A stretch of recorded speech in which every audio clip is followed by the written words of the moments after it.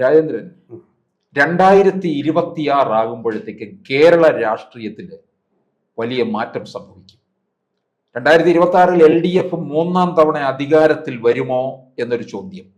അതുപോലെ തന്നെ അതോ UDF ആയിരിക്കുമോ അധികാരത്തിൽ വരുന്നത്, അല്ലെങ്കിൽ BJP കേരളത്തിൽ എത്ര സീറ്റ് പിടിക്കും? കൂടാതെ LDF മുന്നണിയിലുള്ള ഘടകകക്ഷികളൊക്കെ അവിടെ തുടരുമോ അതോ മറുകണ്ഠം ചാടുമോ? ഇതിൽ ചാടാൻ കൂടുതൽ സാധ്യതയുള്ളത് നമുക്കറിയാം. ഈ ചുക്കില്ലാത്ത കഷായം ഇല്ലെന്ന് പറഞ്ഞതുപോലെ കേരള കോൺഗ്രസ് ഇല്ലാതെ ഒരു ഭരണവും ഉണ്ടായിട്ടില്ല. അപ്പോൾ UDF-നകത്ത് ഒരു കേരള കോൺഗ്രസ് ഉണ്ട്, ജോസഫ് വിഭാഗം.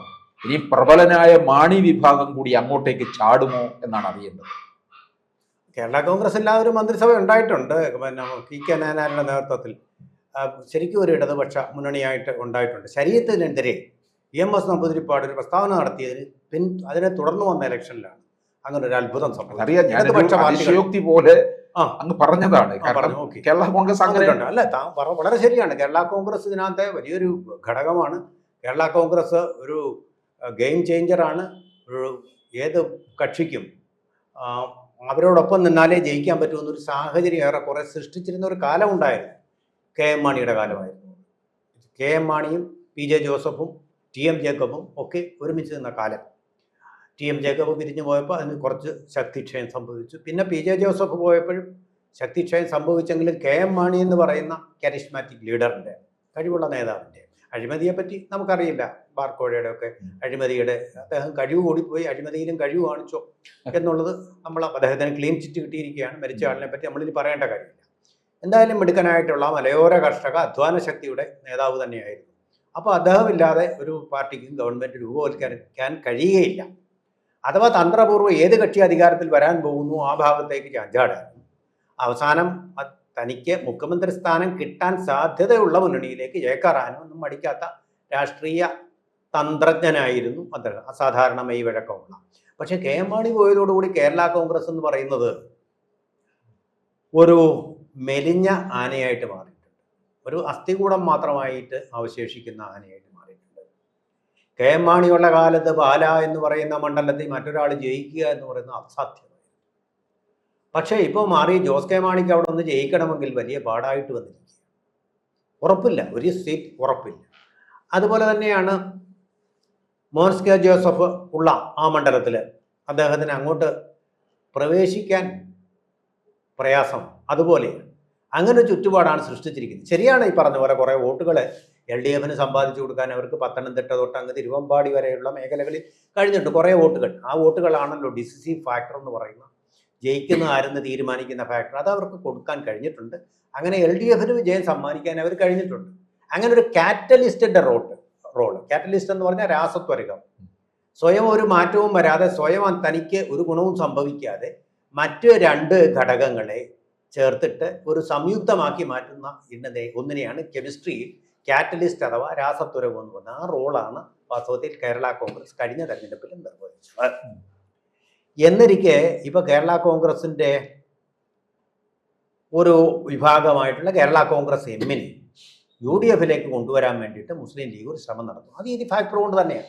ഒരു കാറ്റലിസ്റ്റിക് ഫാക്ടറായിട്ട് അവർക്ക് പ്രവർത്തിക്കാൻ കഴിയും പല മണ്ഡലങ്ങളിലും. അപ്പോൾ ഈ ഒരു കാറ്റലിസ്റ്റിൻ്റെ റോൾ വളരെ പ്രധാനപ്പെട്ടതാണ്. അവർക്ക് സ്വന്തമായിട്ടൊന്നും നേട്ടം ഉണ്ടാക്കാൻ കഴിയില്ലെങ്കിലും കാറ്റലിസ്റ്റിക് റോൾ വളരെ പ്രധാനപ്പെട്ടതാണ്. അപ്പോൾ ആ റോളിൽ കേരള കോൺഗ്രസിനെ ക്ഷണിച്ച്, ജോസ് കെ മാണി വിഭാഗത്തെ ക്ഷണിച്ചിട്ട് UDF-ലേക്ക് കൊണ്ടുവരാൻ വേണ്ടിയിട്ടൊരു ശ്രമം അവർ നടത്തുന്നുണ്ട്. തിരുവമ്പാടി മണ്ഡലമാണ് അതിൽ ഓഫറായിട്ട് വരുന്നത്. കൊടുത്താലും വലിയ കുഴപ്പമൊന്നുമില്ല ഇവർക്ക്. അവിടെ CPM ആണ് ഇപ്പോൾ ജയിച്ചിരിക്കുന്നത്. എന്ന് മാത്രമല്ല, കോൺഗ്രസ് ഇപ്പോൾ കർണാടകത്തിൽ അവർ ചെയ്തതുപോലെ കനുഗോലു എന്ന് പറയുന്ന തെരഞ്ഞെടുപ്പ് തന്ത്രജ്ഞനെ കൊണ്ടുവന്നിട്ട് സർവേ ഒക്കെ നടത്തി അതിൻ്റെ അടിസ്ഥാനത്തിൽ ഇവിടെ എന്ത് വാഗ്ദാനം കൊടുത്താൽ ജയിക്കാം എന്നുള്ള തന്ത്രം അവിടെ വളരെ ഫലപ്രദമായിട്ട് നടപ്പാക്കി. വാഗ്ദാനമേ കൊടുത്തുള്ളൂ, കൊടുക്കേണ്ടത് കൊടുക്കില്ല. പറഞ്ഞ കാര്യങ്ങളൊന്നും ചെയ്ത് നിർവഹിച്ചിട്ടില്ല. തന്നെയല്ല വലിയ സാമ്പത്തിക പ്രതിസന്ധിയിലുമാണ് ഗവൺമെൻറ്. ഇപ്പോൾ എന്നാലും തെരഞ്ഞെടുപ്പ് അവർ ജയിച്ചു, ഉപതെരഞ്ഞെടുപ്പുകളും ജയിക്കുന്നുണ്ട്. അപ്പോൾ അത് കനുഗോലുവിൻ്റെ കളിയാണ്, മാജിക്കാണ് എന്നാണ് അവർ കണക്കാക്കുന്നത്. അപ്പോൾ ആ വിജയം കേരളത്തിൽ ആവർത്തിക്കാൻ വേണ്ടിയിട്ട് കനുഗോലു വന്നിരിക്കുകയാണ്. പക്ഷേ കനുഗോലു വന്നാലും ശരി, ഈ കെ മുരളീധരനും MM ഹസനും അതുപോലെ തന്നെ VD സതീശനും രമേശ് ചെന്നിത്തലയും ഒക്കെ കളനിറഞ്ഞു നിന്ന് പയറ്റുമ്പോൾ പറഞ്ഞ് കടലാക്കുമ്പോൾ ഇതിനകത്ത് ഇപ്പൊ KM മാണി വിഭാഗത്തിനെ ഇപ്പുറത്തേക്ക് കൊണ്ടുവരാൻ ശ്രമിക്കുന്നത് ലീഗാണ്. അതിനകത്ത് ലീഗ് അത്ര താല്പര്യം കാണിക്കുന്നതിന്റെ പിന്നിൽ ഒന്ന്, അതായത് ഇനിയും കോൺഗ്രസ് ഇങ്ങനെ തല്ലി ഭരണം കിട്ടാതെ വരുമോ എന്ന് സംശയിക്കുന്നുണ്ട്. ലീഗിനെ സംബന്ധിച്ചിടത്തോളം മൂന്നാമതൊരു വട്ടം കൂടെ ഭരണമില്ലാതിരിക്കാനും സാധിക്കുന്നില്ല. അതൊരു കാരണം. രണ്ട്, UDF-നകത്ത് എന്ത് പ്രശ്നമുണ്ടെങ്കിലും വലിയൊരു കാരണവരുടെ റോളിൽ നിൽക്കുന്നത് പാണക്കാട് കുടുംബമാണ്.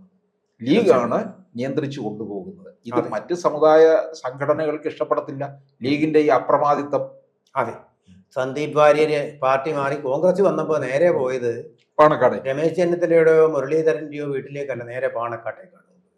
അത് നൽകുന്ന സന്ദേശം, അതിലെ വലിയേട്ടൻ എന്ന് പറയുന്നത് ഇപ്പോൾ മുസ്ലിം ലീഗാണ്.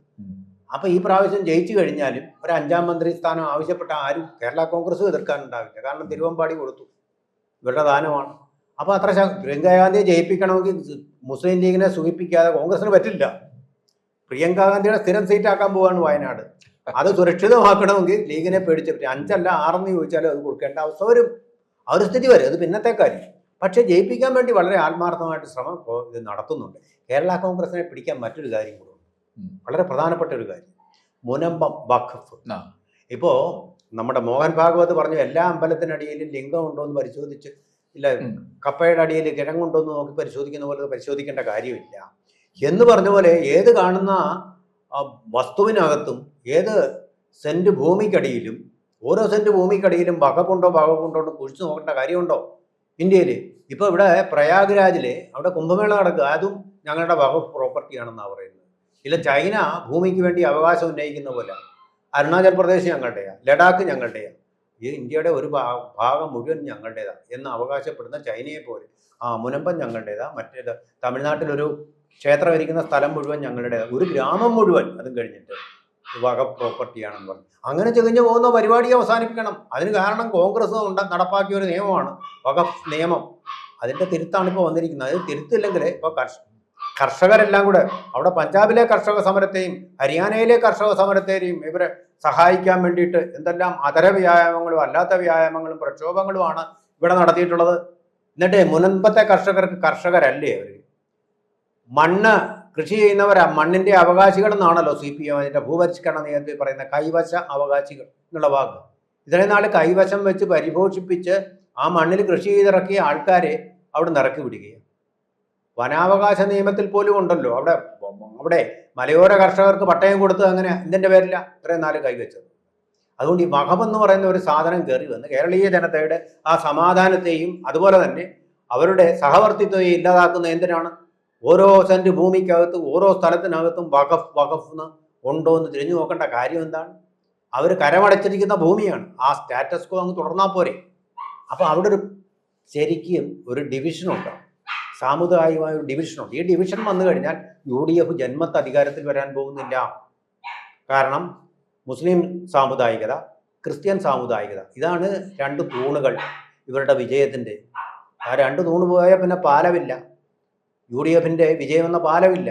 അത് തിരിച്ചറിയുന്നുണ്ട് മുസ്ലിം ലീഗ്. അതുകൊണ്ടാണ് ഇവരുമായിട്ടൊരു ഐക്യം സ്ഥാപിച്ച് ഇതിനൊരു ഒത്തുതീർപ്പ് എന്നുള്ള ഒരു ഫോർമുലയിലേക്ക് അവർക്ക് എത്തേണ്ടി വരുന്നത്. അല്ലെങ്കിൽ UDF വരില്ല, CPM തന്നെ തുടരും. മുസ്ലിം ലീഗിന് നിലനിൽക്കാൻ പറ്റാത്ത ഒരു സാഹചര്യം ഉണ്ടാവുകയും ചെയ്യും.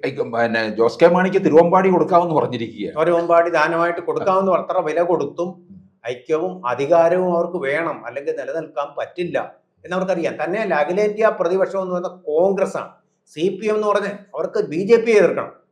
BJP എതിർക്കണമെങ്കിൽ എന്ത് വേണം? കൂടെ കോൺഗ്രസ് വേണം, കോൺഗ്രസിനെ വേണം. കോൺഗ്രസ് അധികാരത്തിൽ വരണം ഇവിടെ. അല്ല CPM വന്നിട്ട് എന്താ കാര്യം? കേരളത്തിലും തമിഴ്നാട്ടിലും 1-2 സീറ്റ് കൂടെ ചേർന്ന് 2 സീറ്റ് ഉണ്ടായിട്ട് BJP എതിർക്കാനുള്ള എന്തെങ്കിലും ശക്തി അവർക്കുണ്ടോ? ഈ തിരിച്ചറിവും മുസ്ലിം ലീഗിന്റെ ഈ കേരള കോൺഗ്രസ് പ്രേമത്തിന് പിന്നിലുണ്ട് എന്നാണ് എനിക്ക് തോന്നുന്നത്.